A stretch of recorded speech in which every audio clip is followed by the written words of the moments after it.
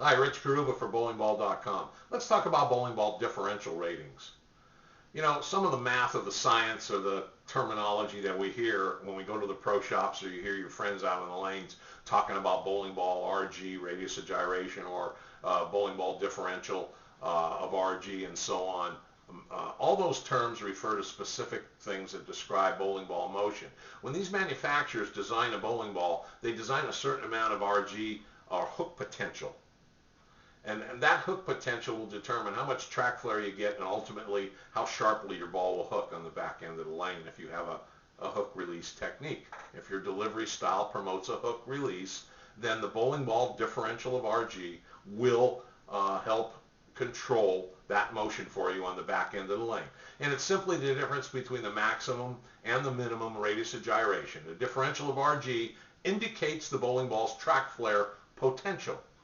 Now, we like to categorize things at bowlingball.com. We come up with a simple little chart that make it, if you get that measurement, that numerical value of what the differential is on a ball you're considering purchasing or even one you own, it will tell you that the measurement can vary numerically from 0.01 to 0.08 in range. And this measurement typically describes the bowling ball flare potential rating and thereby indicates if the flare potential can be assessed as low, medium, or high.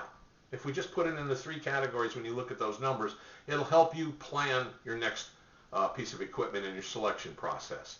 Now, the differential of RG measurement is one of the key factors that in understanding ball motion, so therefore placing these range measurements in three relative numerical spreads makes some sense.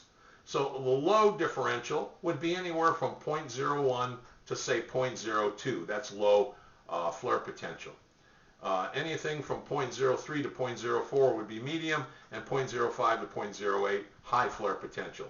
You may catch a number that notches right in between those, but just consider it on the lower side. That would be a simple way for you to assess or evaluate how much flare potential it is based on the measurement of differential of RG.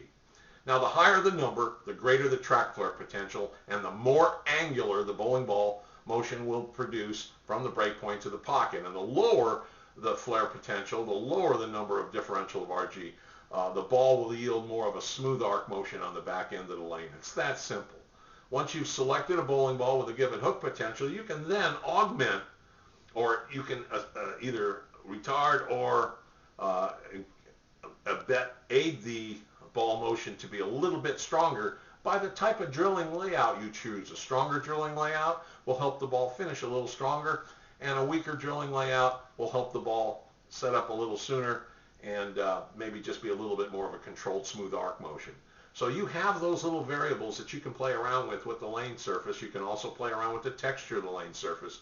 But essentially, built into the ball is one of the key factors is differential of RG.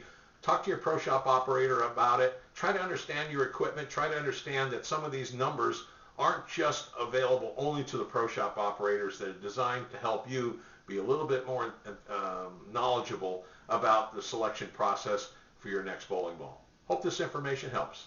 Thank you.